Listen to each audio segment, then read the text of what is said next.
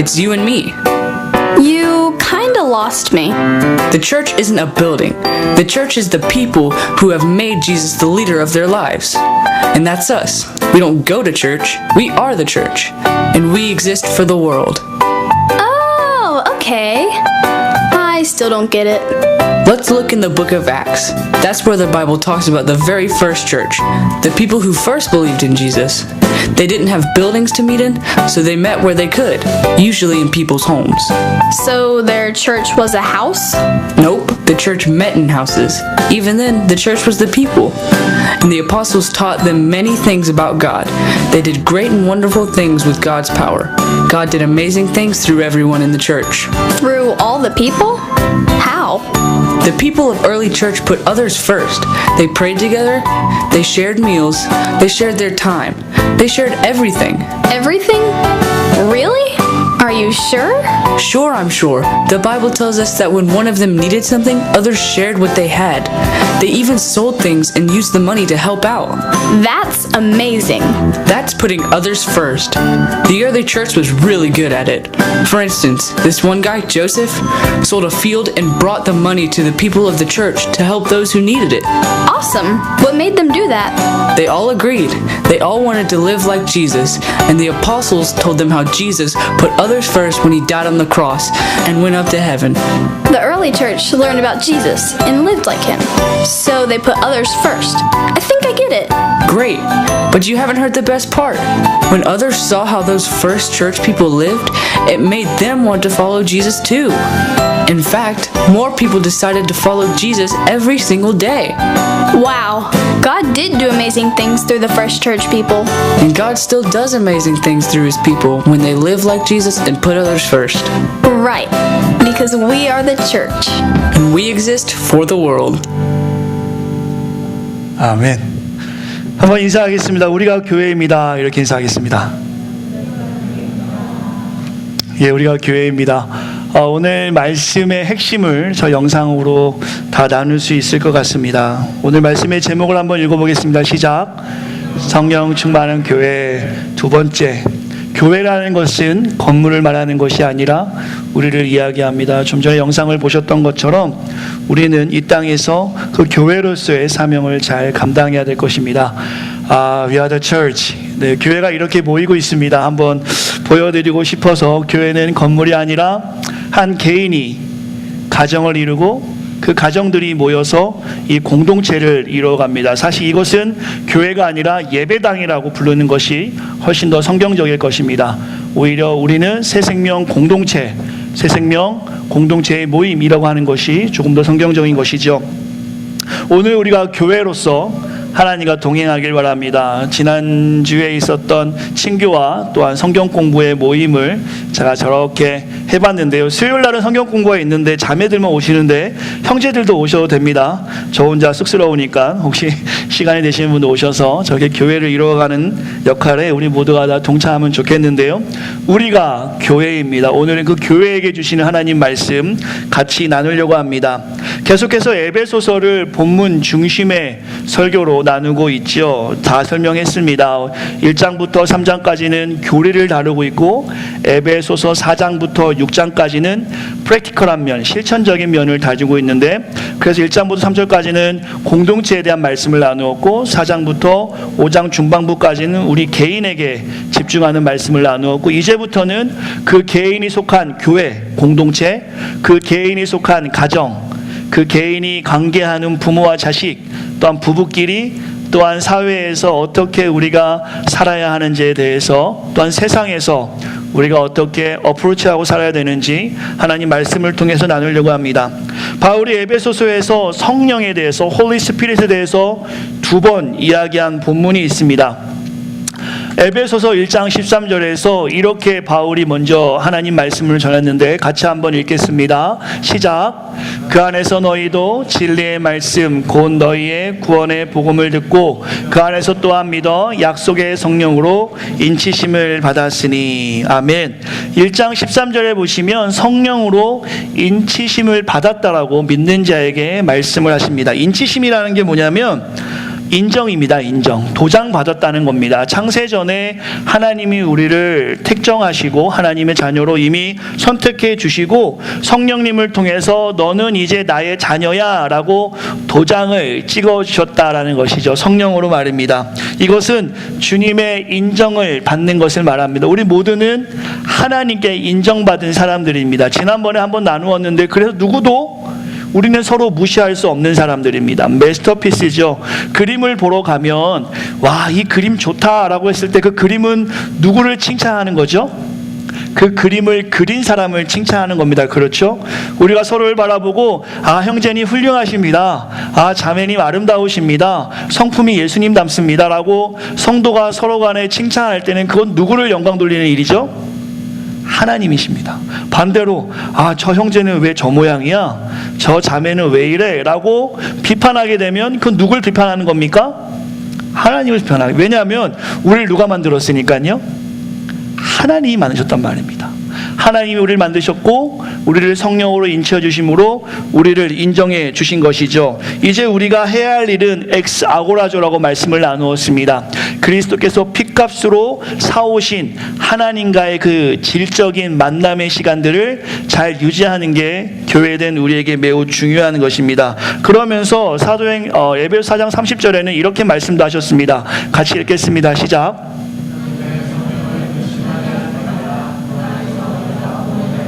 인치심을 받았느니라. 우리가 이렇게 성령 안에서 있음을 말하고 있고요, 성령을 근심하지 말라라고 말씀하고 있습니다.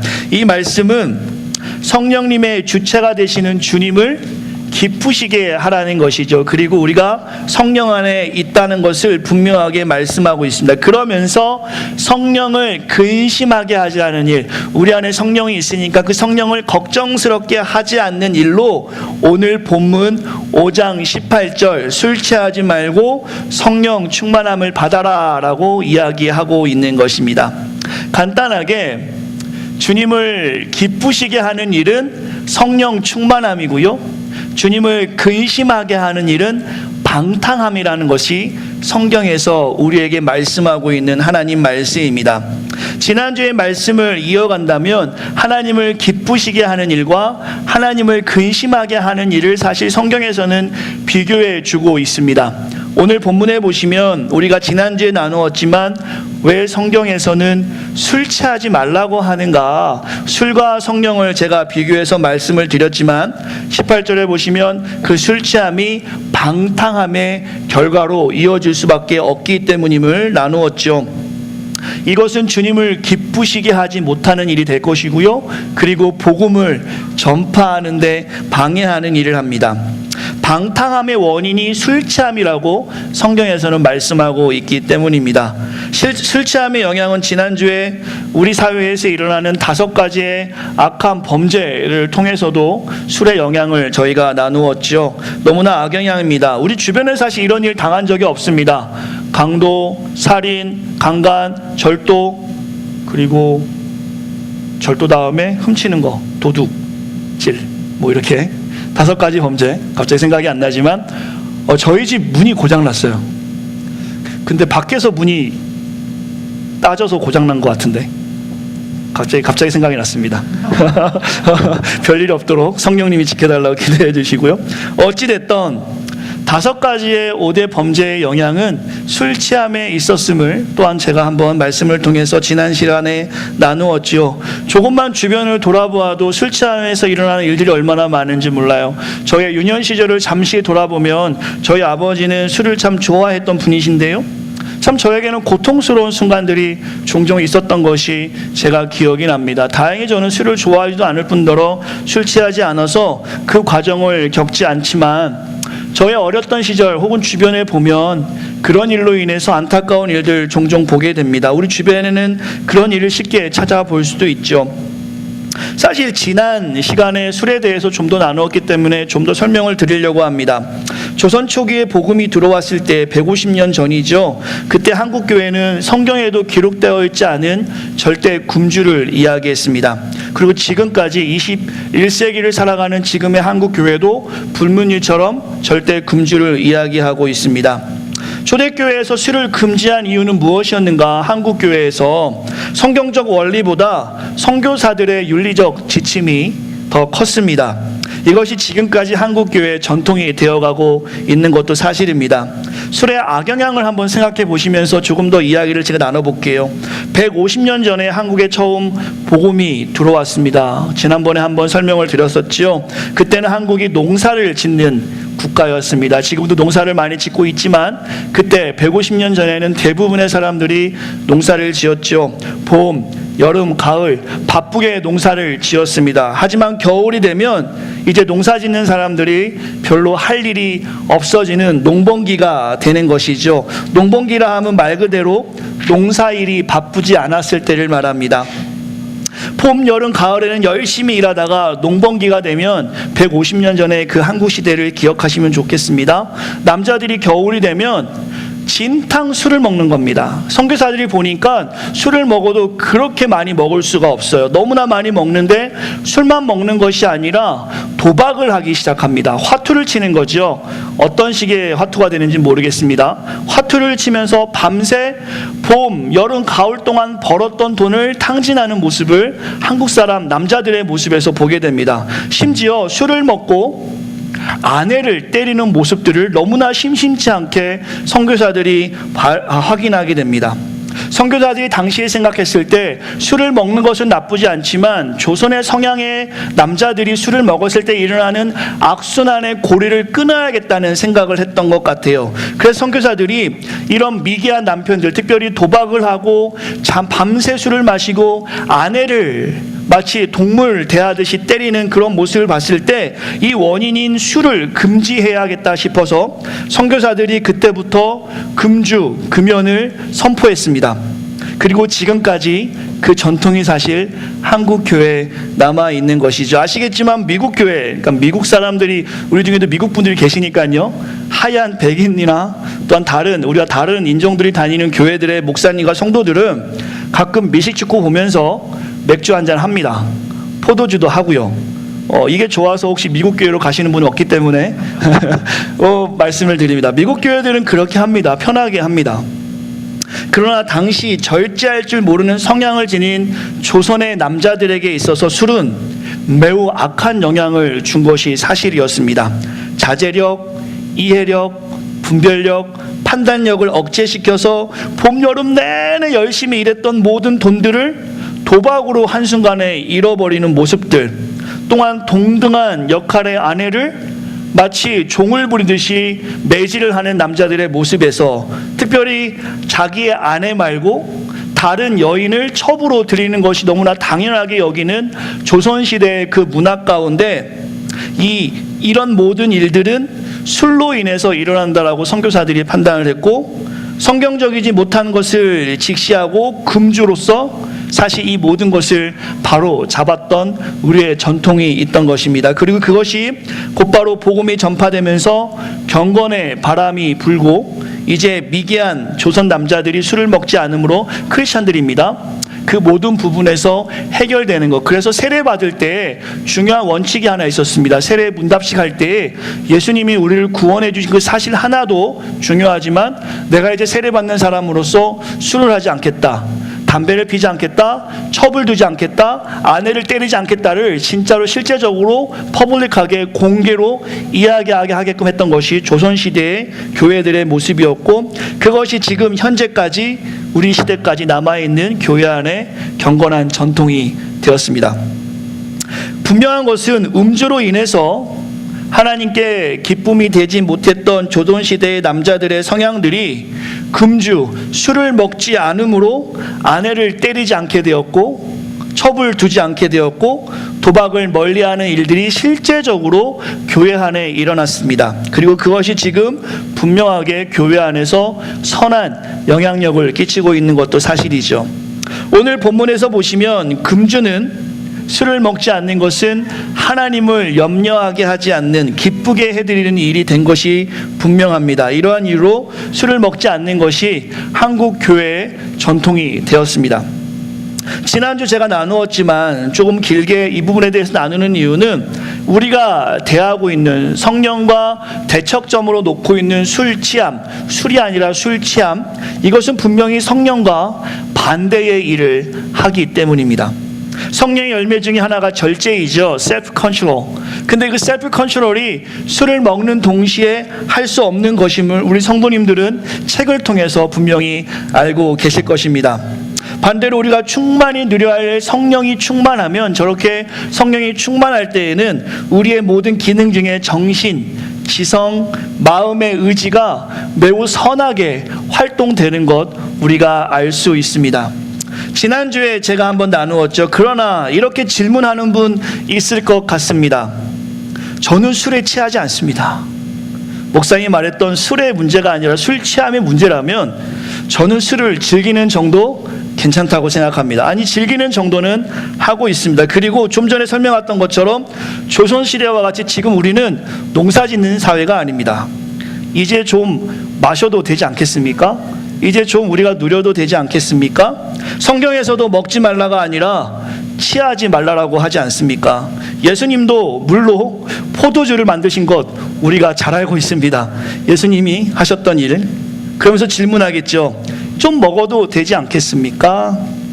아마 이 대답을 좀 기다린 분이 계시다라면 대답을 드려야겠죠. 지난주에 드린다고 했으니까 대답 드리겠습니다. 적으십시오. 예, 괜찮습니다. 그렇게 하세요. 마음에 먹어야겠다 하시면 그렇게 드시기 바랍니다. 성경 중에도 우리가 잘 알겠지만 디모데전서 5장 23절 말씀 한번 같이 읽어볼까요? 여러분에게 위로가 됐으면 좋겠습니다. 읽겠습니다. 시작.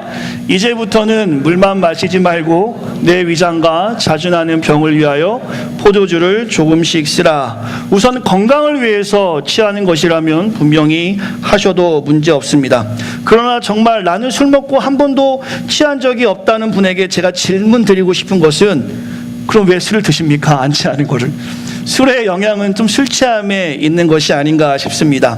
하지만 좀 더 진지하게 질문을 드리고 싶다면, 만약 카이로스를 경험하고 있고 놓치지 않기 위해 특별히 오늘 우리 이성종 형제가 이야기했던 것처럼 빛의 자녀로 살아갈 때 성령 충만한 기독인으로서 어둠에 거하지 않고 내가 빛 가운데 거하겠다라는 다짐이 있는 상태에서 이 시간에 주예전에 나오신 분들이 계시다라면 이 말씀으로 술 먹어도 되나 안 되나는 대답을 좀 드리고 싶은데요. 첫째로는 고린도서 3장 16절과 6장 19절의 말씀으로 술 먹어도 되나의 답변을 좀 드리고 싶습니다. 3장 16절 말씀 같이 읽겠습니다. 시작.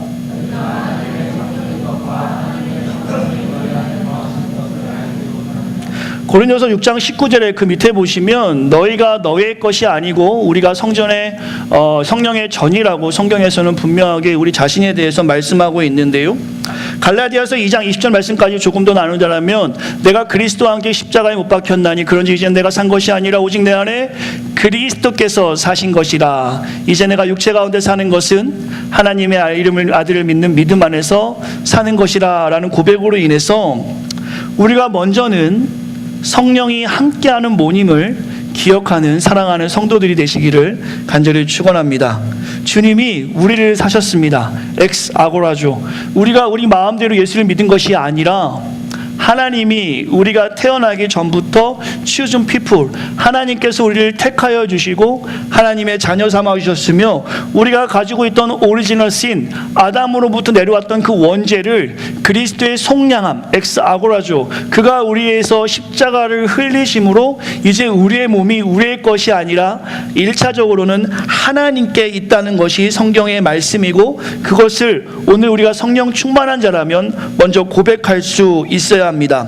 즉 술 취한 모습으로 산다는 것은 그것은 하나님을 근심시키는 일밖에 될 수 없다라는 것이죠. 하나님과 내가 주인과 종의 관계라면 어느 주인이 술 취한 종을 좋아하겠습니까? 아무도 좋아하지 않을 것입니다. 주인을 위해서 우리가 존재하는 것이라고 성경에서는 말씀하고 있는 것입니다. 이 답변과 함께 두 번째 답변으로 아까 그 질문에 답변하고 싶은데요. 먹든지 마시니 무엇을 하든지 하나님의 영광을 위해 해야 하는 우리의 삶에 있어서 술은 하나님의 영광이 되신다라면 드셔도 좋습니다. 하지만 그것이 하나님의 영광을 위해서 조금도 활용되지 못한다라고 하신다면 마시지 않는 것이 훨씬 더 좋을 것 같습니다. 혹은 사도 바울의 답변으로 여러분과 나누고 싶은데요. 앞에 슬라이드에 넣어놨는데 한번 검은 글씨까지만 같이 한번 읽겠습니다. 모든 것이 가하나 시작.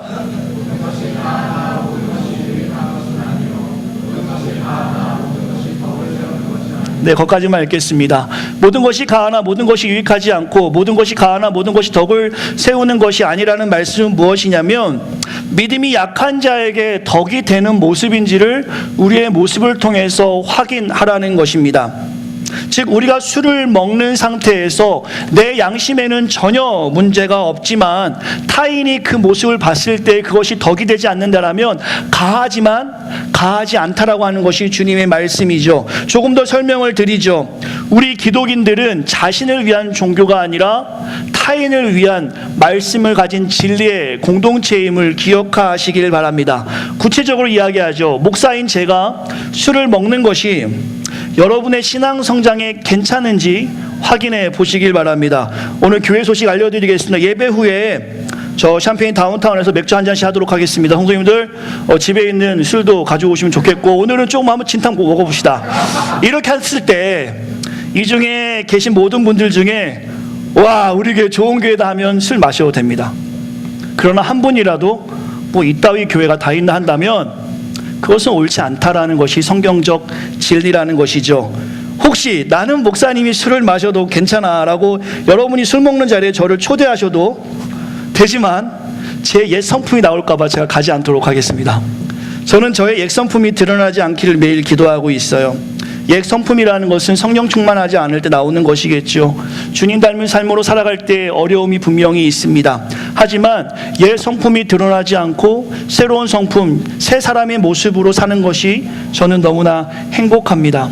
옛사람, 저의 옛사람이 드러날 때 괴로움은 이루 말할 수 없다라는 것이죠. 지난주에 말씀을 나누었지만 우리에게는 마실 자유가 있습니다. 그러나 마시지 않을 자유 또한 분명히 우리에게 있습니다. 술을 마심으로 누군가에게 덕이 되지 못한다면 당연히 안 마시는 것이 좋고요. 또한 마시지 않음으로 누군가에게 덕이 된다면 계속해서 안 마시는 것이 좋다라는 것이 이것이 성경적 원리입니다. 술이 여러분의 구원을 가로막거나 또한 천국문을 막지는 않을 것입니다. 술을 마셔도 구원하고는 아무런 상관이 없습니다. 천국에 들어가는 것하고는 아무 상관이 없지만 이 땅에 복음을 전하는 복음의 통로로 우리가 살아가야 할 텐데 술 취함으로 혹은 그것으로 만족을 경험하는 나의 삶이라면 이것은 고민해 볼 수 있어야겠죠.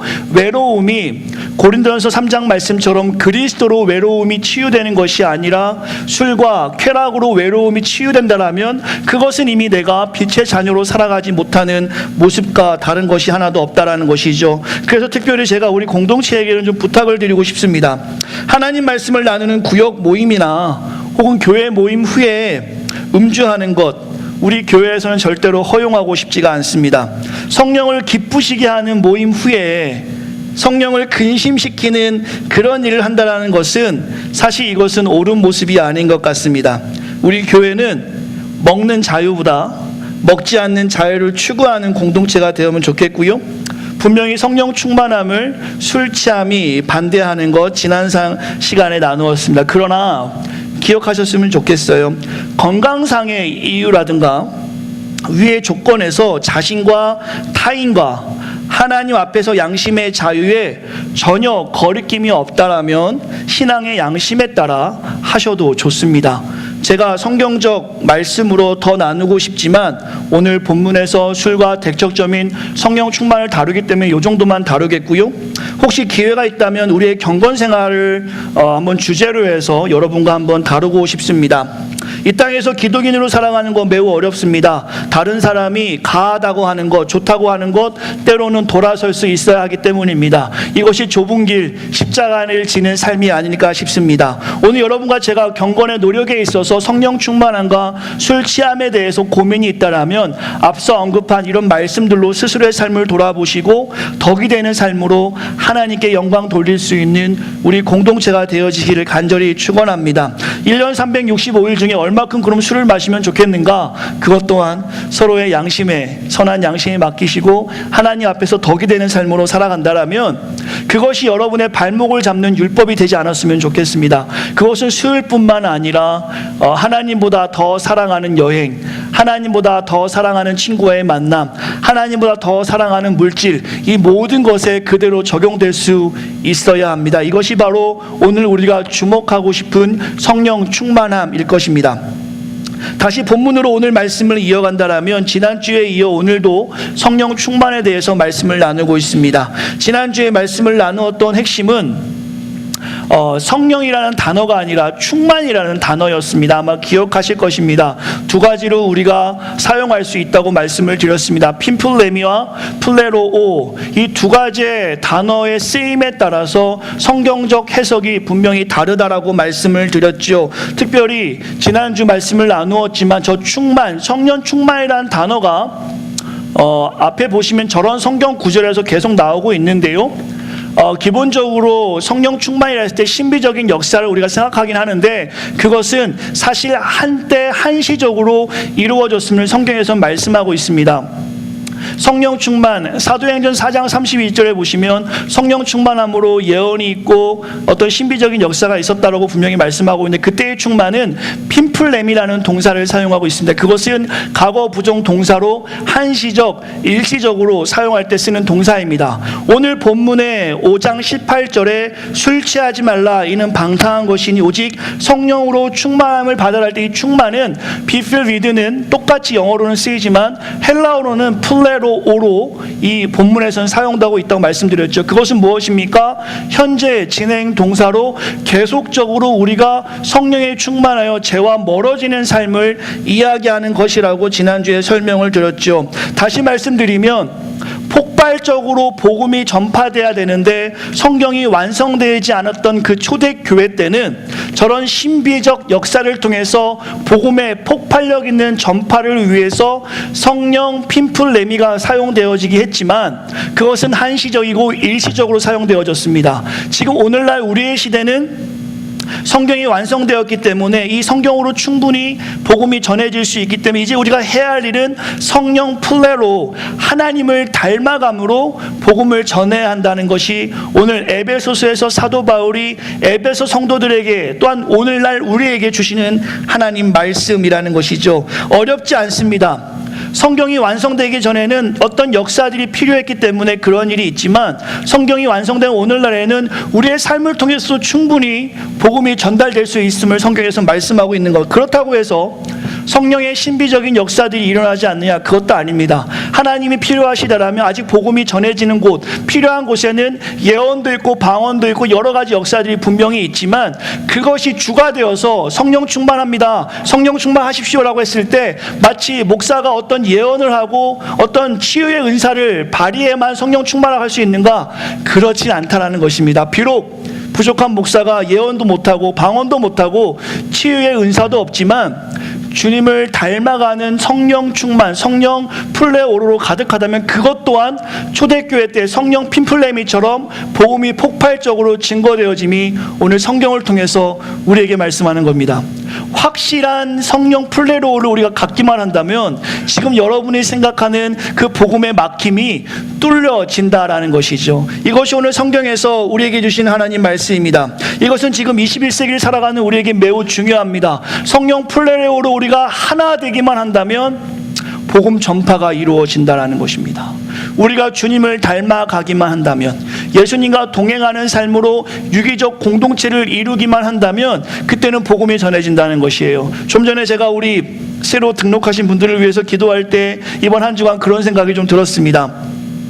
복음을 전하기가 참 어려운 이 지역이라는 것을 제가 여기 왔을 때 소개를 받았습니다. 상처받은 성도들이 많이 있다는 얘기를 들었어요. 여러 가지 이유들이 있겠죠. 이 지역의 교회들마다 하나님의 사명을 잘 감당하고는 있지만 때로는 그것이 인간의 욕심이 좀 과해서 하나님의 역사들을 잘 이루지 못한 모습도 있었던 것 같습니다. 여러 가지 상황 가운데 교회를 다녔던 수많은 분들이 이제는 교회를 다니지 않고 언어가 통하지 않고 정서가 통하지 않는 미국 교회를 가거나 혹은 집에서 가정 예배로 여러 가지 현장에서 이제 벗어났다는 얘기를 듣고 기도를 참 많이 했습니다. 어떻게 하면 하나님의 일을 감당할 수 있을까? 어떻게 하면 막혔던 복음이 나아갈 수 있을까? 좀 더 멀리 본다면 조국 대한민국이 있죠. 전도 해보신 분 아시겠지만 우리 UBF나 이제 피싱이라고 하는데 CCC나 저희들 대학 다닐 때 우리 권사님들 대학 다닐 때 복음을 전하는 것보다 지금 이 시대는 복음을 전하기가 매우 어려운 시대입니다. 지나가는 사람 붙잡고 잠시 제 얘기 좀 들어보시겠습니까? 하면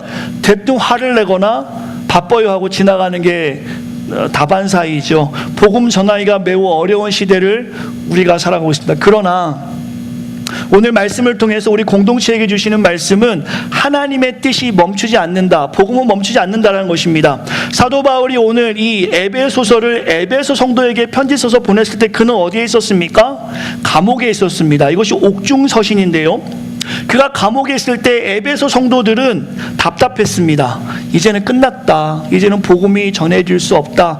우리의 대장, 그러니까 예수님 말고 사도 바울도 감옥에 갇혔는데 이제 우리가 어떻게 복음을 전하며 살 수 있겠냐? 그런 이야기들이 돌 때 사도 바울이 이 편지를 쓴 것입니다. 그렇지 않다. 나는 비록 자유하지 못한 상태처럼 보이지만 감옥에 있는 것이 아니 나는 그리스도께 갇힌 바 되었다. 나는 자유하다라고 이야기하면서 에베소 성도들 너희들이 낙심하지 않고 절망하지 아니하고 성령 플레레오로 술 취하지 말고 지금 에베소 시대에 그 초대교회 술 취함에 바카스신이 많이 있을 때 너희들은 술 취하지 말고 성령 충만한 성령 플레레오를 가지기만 한다면 죄를 멀리하고 하나님의 모습을 갖기만 한다면 비록 나 바울은 감옥에 있지만 복음은 멈추지 않는다라는 것이 오늘 성경을 통해서 증거되는 것이며 21세기를 살아가는 새생명교회 성도들에게 주시는 하나님의 말씀이라는 것입니다.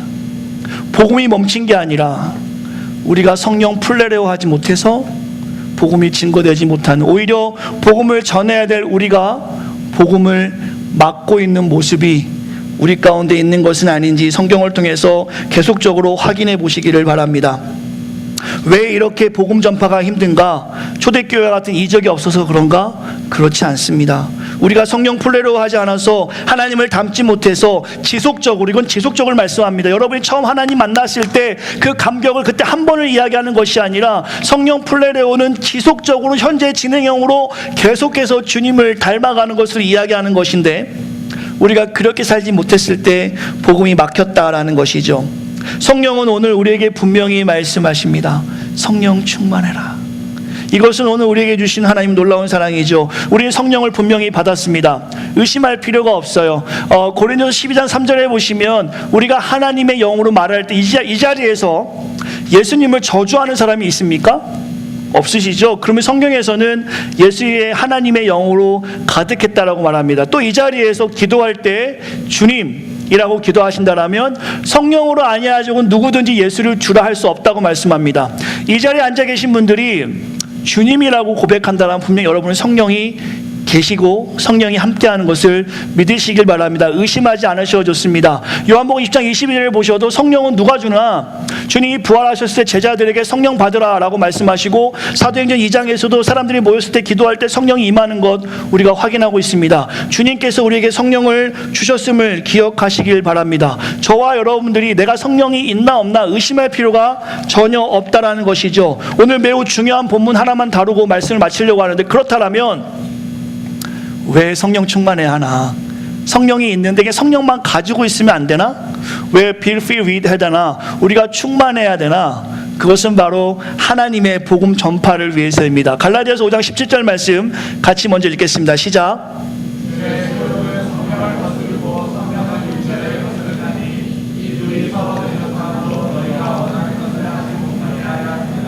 우리가 성령 충만해야 되는 이유는 복음 전파를 위해서입니다. 이것은 제가 지난주와 이번 주에 설명을 드렸습니다. 저와 여러분들이 성령 플레레오로 주님을 닮기만 하면 이제 복음이 전파되는 것입니다. 두 번째 이유도 있습니다. 이것은 오늘부터 다음 주부터 이어갈 내용인데요. 바로 이 땅의 문제와 갈등을 해결하는데 매우 중요하기 때문입니다. 어차피 우리는 성령을 거스리는 육체의 소욕과 성령 가운데 싸움 안에 우리는 분명히 있습니다. 오늘 갈라디아서 5장 17절에 보시면 육체의 소욕이라는 것은 타락한 본성에서 나오는 것들을 말합니다. 타락한 본성에서 뭐가 나옵니까? 정욕이 나옵니다. 이생의 자랑과 육신의 안목같이 하나님이 기뻐하시는 것이 나올 수밖에 없어요. 그것이 바로 육체의 소욕입니다. 그 정욕과 성령은 대척점입니다. 싸울 수밖에 없어요. 여러분과 제가 성령 충만하지 않으면 육체의 소욕에 빠질 수밖에 없어요. 크리스찬들이 왜 이래? 기독인이 왜 이렇게 욕심부려? 라고 했을 때 우리 안에는 그 greed, 탐욕이 가득한 겁니다. 그렇기 때문에 세상 사람들하고 다르게 살아가지 않는 거예요. 그러나 성령 충만할 때 여러분 아까 영상에 보셨지만 초대교회의 모습을 기억하면 좋습니다. 자기의 물건을 서로 통용했습니다. 나눠주었어요. 쉐어링했습니다. 생각을 쉐어링했고요, 물질을 쉐어링했습니다. 그때는 내 소유가 아니라 우리 모두의 소유가 됩니다. 지난번에 나누었던 것 같은 초대교회에 어려운 사람이 생기면 자기의 소유를 그 사람에게 줍니다. 만약에 줄 수 없다면 내가 하루를 굶어서라도 내 양식을 그 가난한 사람에 나눠주는, 이것이 바로 성령 충만에서 나오는 행동인데요, 우리가 성령 충만하지 않을 때는 나만 생각하게 됩니다. 바로 육신의 소욕이죠. 나만 잘 됐으면 좋겠습니다. 내 욕심만 생깁니다. 나만 먹고 싶습니다. 그러나 성령 충만하면 나누고 싶습니다. 초대교회에 그런 역사들이 있었고요, 사실 한국교회도 초대교회 역사 가운데 나눠줌의 역사가 분명히 있었습니다. 학교를 세우고 병원을 세웠던 것은 나눠줌의 역사였습니다. 그러나 어느 순간 교회들이 울타리를 만들기 시작했습니다. 담을 만들기 시작했고요, 나눠주는 모습에서 이제 자기 것만 채우는 모습으로 교회는 점점 더 변해가는 모습을 보였습니다. 과연 이것이 성경에서 말하는 성령 충만한 모습인가? 우리 안에서 성령 충만을 이야기합니다. 마치 예언도 있어야 되고 방언도 있어야 되고 치유도 있어야 됩니다. 그런 역사가 있습니다. 다만 그 나눔의 성령 충만을 잊어버리는 교회의 모습을 우리가 볼 수 있어요. 그럴 때 일어나는 것이 뭐냐면 갈등입니다. 하나님은 화평의 담으로 이미 담을 무너뜨리셨는데 세상과 교회가 담을 쌓고 갈등하기 시작합니다. 이것은 작게 들어오면 교회 안에 갈등이 일어납니다. 가정으로 들어간다면 부부끼리 갈등이 일어납니다. 부모와 자식 간의 갈등이 일어나고요, 회사로 가면 회사에 관계하는 사람들끼리 갈등이 일어납니다. 그 이유는 무엇이냐? 바로 육체의 소욕 때문입니다. 희생하고 싶지 않고 손해보고 싶지 않고 나누고 싶지 않는 그 마음이 공동체인 교회 공동체 안에도 가득하고 가족인 가족 공동체에도 가능하고 우리가 일하는 일터에도 가능하고 여러분이 공부하는 학업의 현장에도 가능하기 때문에 이제 갈등이 일어나는 것입니다. 또한 이 땅에 문제가 있겠죠. 로마서 8장 9절도 제가 써놨습니다. 한번 같이 읽겠습니다. 시작.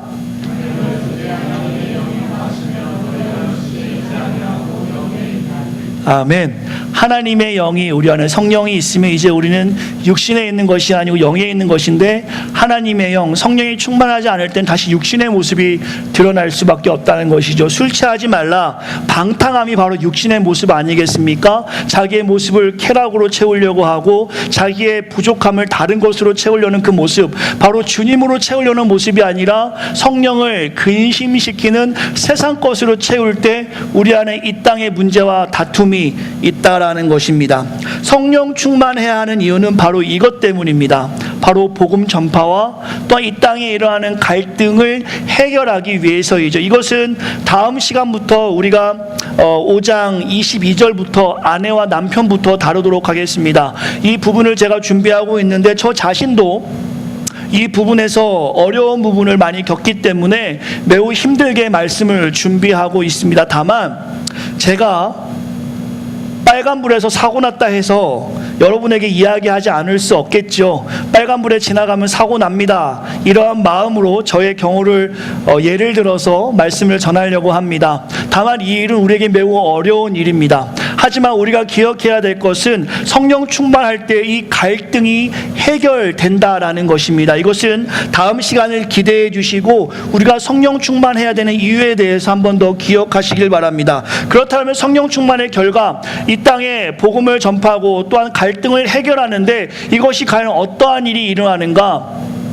사도행전 1장 8절의 말씀, 땅끝까지 증인이 되는 삶을 우리가 살아갈 수 있다는 것이죠. 스데반이 성령이 충만했을 때 그가 말함을 사람들이 능히 이기지 못했습니다. 저와 여러분들이 성령 충만했을 때 세상이 우리를 감당할 수 없습니다. 이것은 다시 이야기하면 성령을 근심시키지 아니하고 주님을 기쁘시게 하는, 주님을 닮아가는 삶을 갖기만 한다면 우리를 세상이 감당할 수가 없어요. 우리의 선함을 세상이 감당할 수가 없습니다. 우리의 복음 전함을 세상이 거부할 수가 없단 말입니다. 지금 이 땅에서 우리가 성령 충만하여 이렇게 감당하고 있는지, 이렇게 살아가고 있는지, 증인되는 삶을 살아가고 있는지 저와 여러분들 기억하셨으면 좋겠어요. 사랑하는 우리 새생명 성도 여러분, 하나님께서는 우리를 택하시고 부르셨습니다. 그리고 2주 동안 성령 충만 원어에 대해서 설명을 했고, 또한 성령을 누가 주셨고 언제 받았으며 그 성령의 베네핏, 성령이 우리에게 어떤 역할을 하고 성령의 결과는 무엇인지를 이 시간, 짧은 시간 나누었습니다. 이렇게 시간 들여 성령 충만에 대해서 나누고 있는 이유는 이것이 지금 이 시대에서 가장 빠르게, 가장 효과적으로 복음을 전할 수 있는 최고의 방법이기 때문입니다. 만약에 우리 공동체에 나음의 역사들이 있다라면 그것이 어디까지 전달될 수 있겠습니까? 여기 안에서밖에 해결될 수 없어요. 그러나 여러분 한 사람 한 사람이 주님을 닮아가기만 한다면, 한 사람 한 사람이 주님을 닮아서 육체의 소욕이 아니라 성령의 충만함으로, 성령 플레레오로 나의 삶을 통해서 주님이 증거되어지기만 한다면, 그것은 여러분이 가는 곳곳마다 교회가 되어서 꼭 목사가 오지 않아도, 꼭 장로와 권사가 오지 않아도, 꼭 예배가 없더라도 그곳이 복음의 현장이 된다라는 것입니다. 그리고 제일 중요한 것인데요, 오늘 본문으로 돌아간다라면 바로 성령 충만을 받을 때 이러한 일이 결과적으로 일어납니다. 오늘 본문에 성령 충만함을 받으라를 용법으로 온다면 명령어입니다. 그 명령어 다음에 분사 구문으로 글이 쓰여져 있습니다. 그때 보시면 19절 20절 같이 한번 읽어볼까요? 성령 충만함을 받으라, 같이 읽겠습니다. 시작.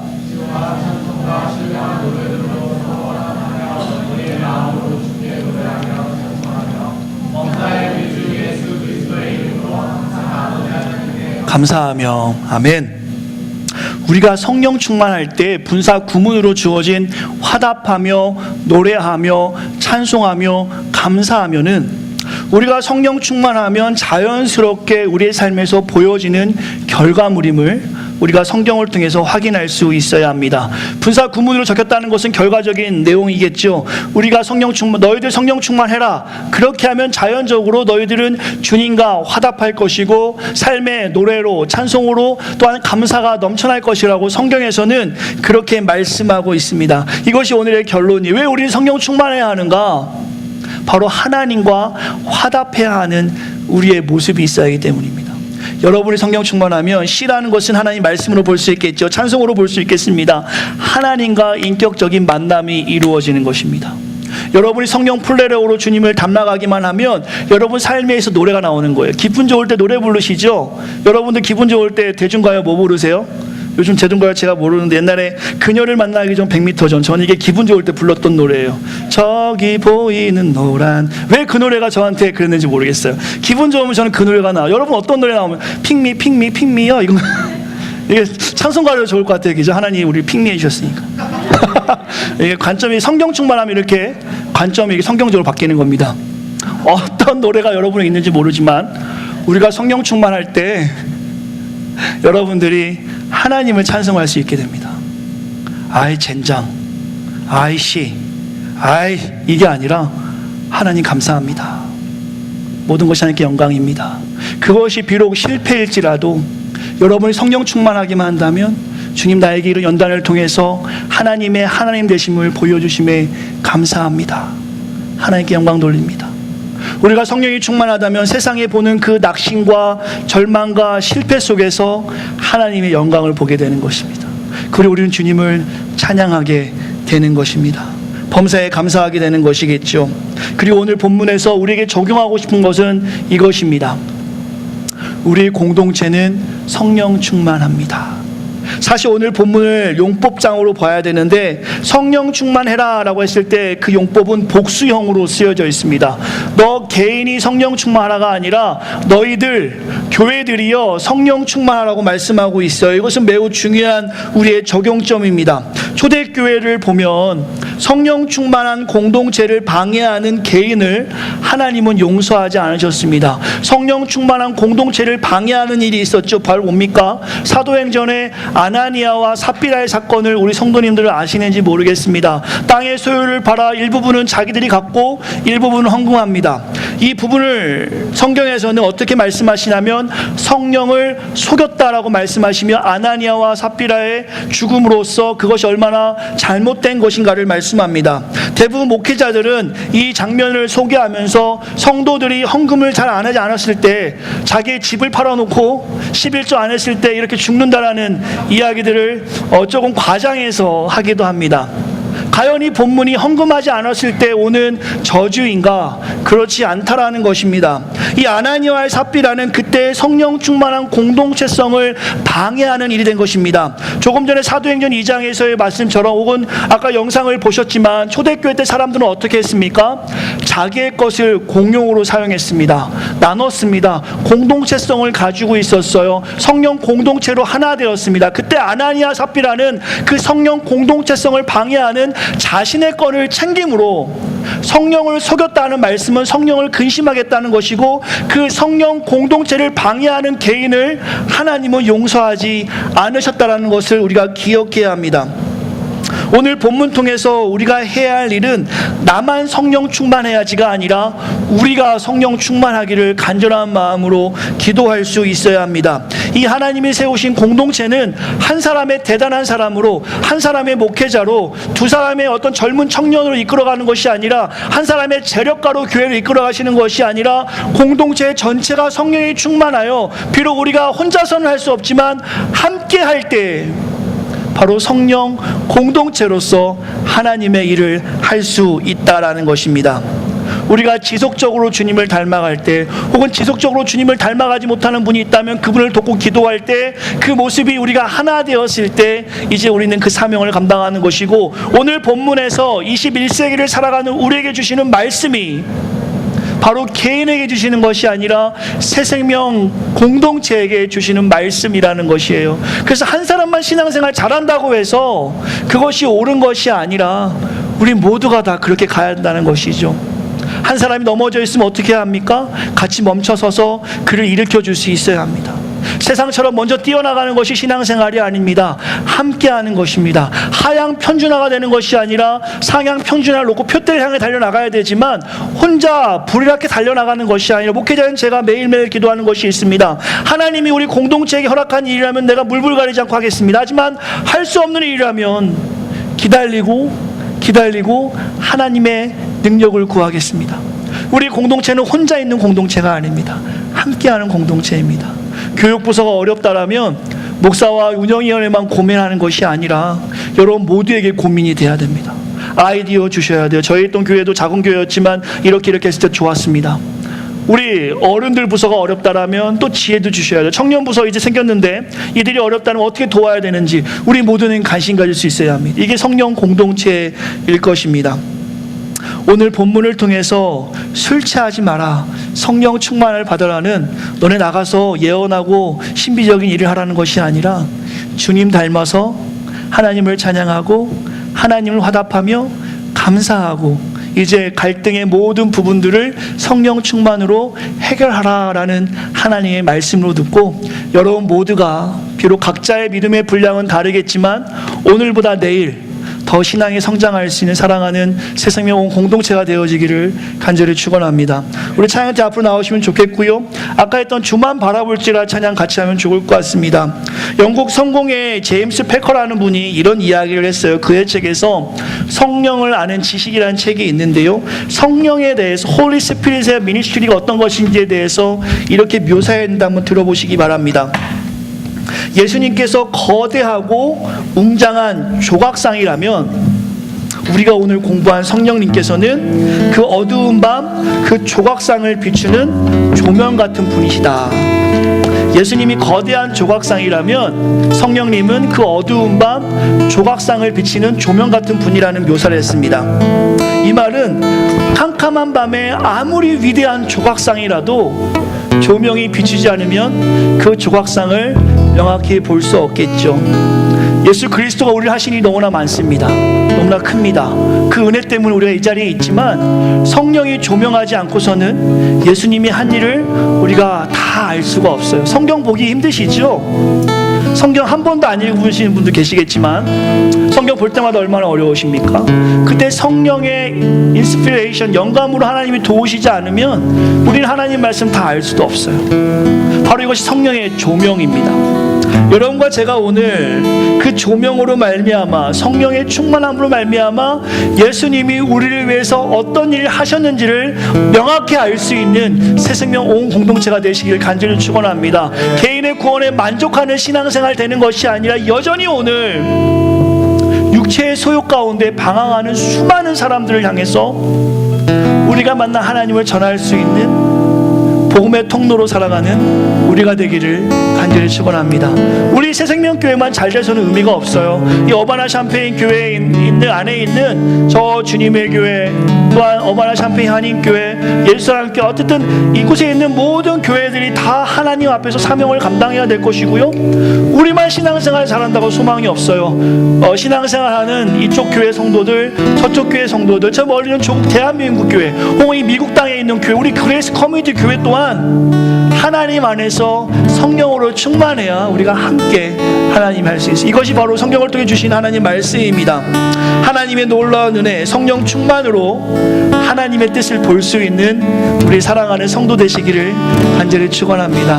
먼저 우리가 해야 할 일이 있죠. 찬양의 고백처럼 우리의 시선으로 주님을 바라볼 때 우리의 작은 신음에도 응답하시는 그 하나님을 경험해 보시기를 바랍니다. 같이 하나님 찬양함으로 나아가겠습니다.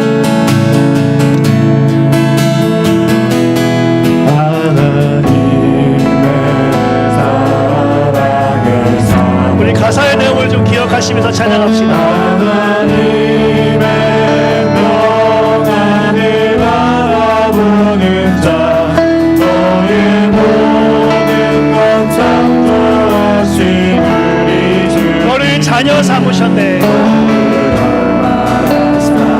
하나님께 찬양과 경배하는 자,